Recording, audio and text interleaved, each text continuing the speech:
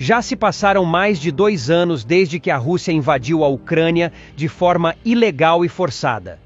Desde então, a Organização do Tratado do Atlântico Norte, ou OTAN, tem tentado avaliar a melhor resposta para as atrocidades que estão ocorrendo na Ucrânia.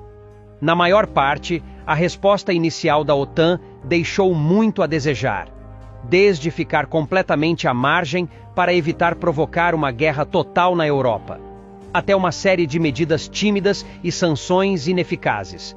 Muitas das ações indecisas da OTAN apenas encorajaram a Rússia. Mas agora, o tempo para a hesitação acabou, e a OTAN está bem ciente disso. A Rússia não pode ser permitida a vencer a qualquer custo, e a OTAN deve ser a responsável por garantir isso. Mas por quê? Por que é tão crucial que a OTAN pare a Rússia e por que agora? Estas são apenas algumas das perguntas que responderemos neste vídeo, então fique por aqui.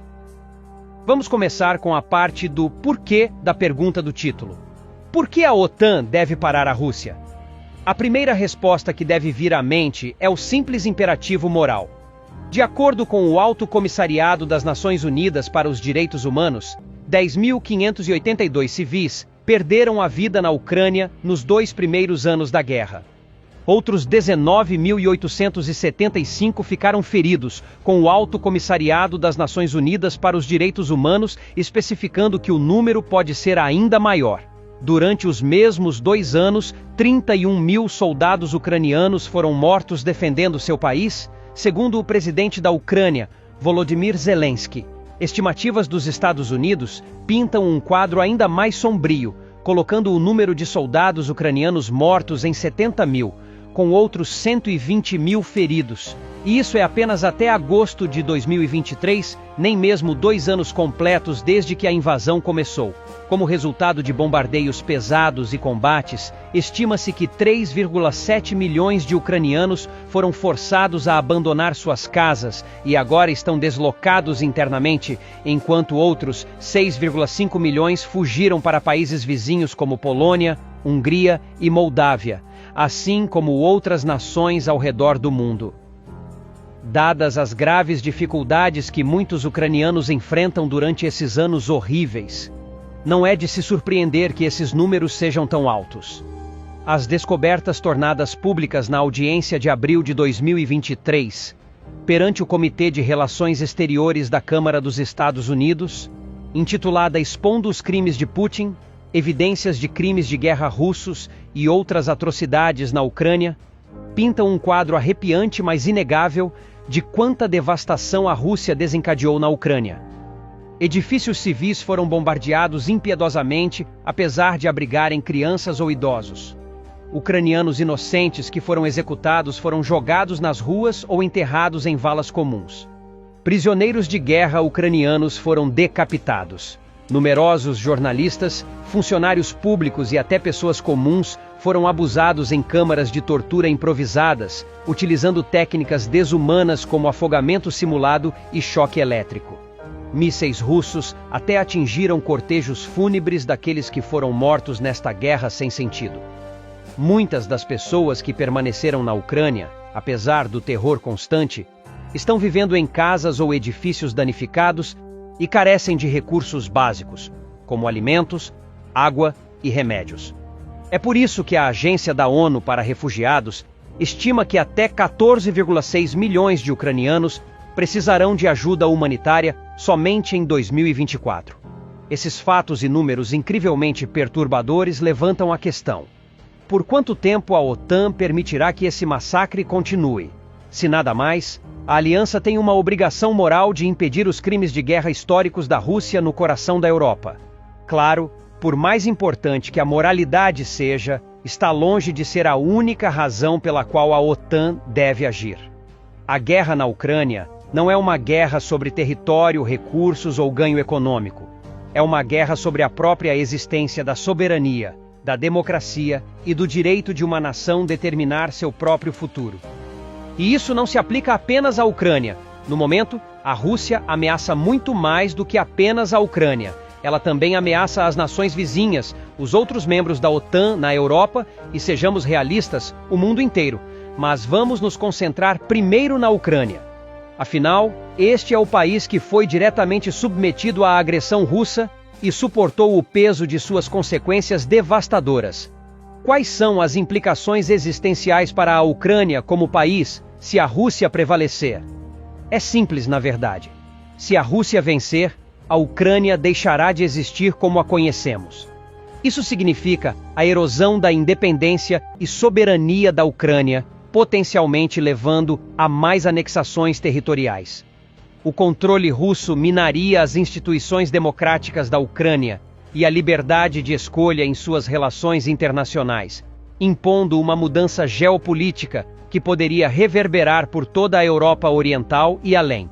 Além disso, uma vitória russa provavelmente resultaria em instabilidade contínua, insegurança e crises humanitárias para o povo ucraniano, colocando em risco seu futuro, assim como a integridade da própria nação. É também altamente provável que a Rússia continue com sua brutalidade e violência desumanizadoras, esmagando o espírito ucraniano de uma vez por todas. Afinal, esse é o modus operandi da Rússia. Seize um território e apague a identidade nacional e étnica de seu povo. Basta olhar para os tártaros da Crimeia como exemplo. Após a anexação da Crimeia em 2014, a Rússia tem sistematicamente alvo os tártaros da Crimeia, submetendo-os à opressão, desaparecimentos forçados e restrições aos seus direitos culturais e religiosos. Como líderes dos tártaros da Crimeia disseram ao Centro de Estudos Estratégicos e Internacionais, a Rússia devastou a cultura e a língua tártara. Em várias regiões ocupadas pela Rússia, as pessoas são negadas atendimento médico a menos que adquiram um passaporte russo. Este padrão de apagamento e supressão serve como uma prévia perturbadora do que poderia acontecer em uma escala maior se a Ucrânia caísse sob controle russo. Mas como já mencionamos, parar a Rússia não é apenas uma questão de salvar a Ucrânia. É sobre salvar toda a Europa e possivelmente o mundo. Veja, a invasão da Ucrânia pela Rússia destruiu a frágil paz na Europa pós-Guerra Fria. Em apenas 2 anos, ficou abundantemente claro que a Rússia só pode espalhar conflito, caos e sofrimento onde quer que vá. Também ficou claro que a Rússia não tem intenção de parar. Ela só pode ser parada. Caso contrário, uma Rússia encorajada provavelmente continuará a causar estragos na Europa e no mundo, buscando estabelecer uma nova ordem mundial dominada por autoritários. Claro, dessa perspectiva, as perspectivas de uma paz duradoura parecem bastante sombrias. No entanto, mesmo uma paz temporária é melhor do que o caminho de carnificina que a Rússia pode escolher se vencer na Ucrânia. Se a Ucrânia cair, os estados bálticos Estônia, Letônia e Lituânia provavelmente serão os próximos. Eles logo serão seguidos por outras nações que fazem fronteira com a Rússia. Em seguida, outras nações do leste europeu estarão sob ataque. E então, quem sabe, o resto da OTAN, os Estados Unidos, como disse Jim Gilmore, o embaixador dos Estados Unidos na Organização para a Segurança e Cooperação na Europa, toda a Europa está sob ameaça se Putin tiver sucesso na Ucrânia. E isso se torna uma ameaça direta à OTAN e à segurança nacional dos Estados Unidos. Agora, você pode pensar que Putin não pode ser tolo o suficiente para acreditar que poderia vencer sozinho contra os Estados Unidos, quanto mais contra toda a OTAN. E ele não pode. Mas não se esqueça de quem estamos falando.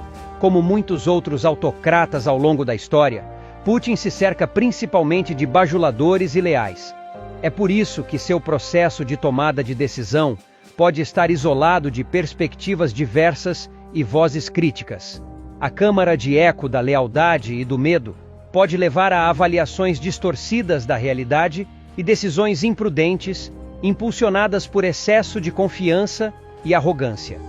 Assim, apesar das enormes probabilidades contra ele em um confronto direto com a OTAN, a propensão de Putin para correr riscos e cometer erros de cálculo poderia levá-lo a perseguir tais ações, independentemente das consequências.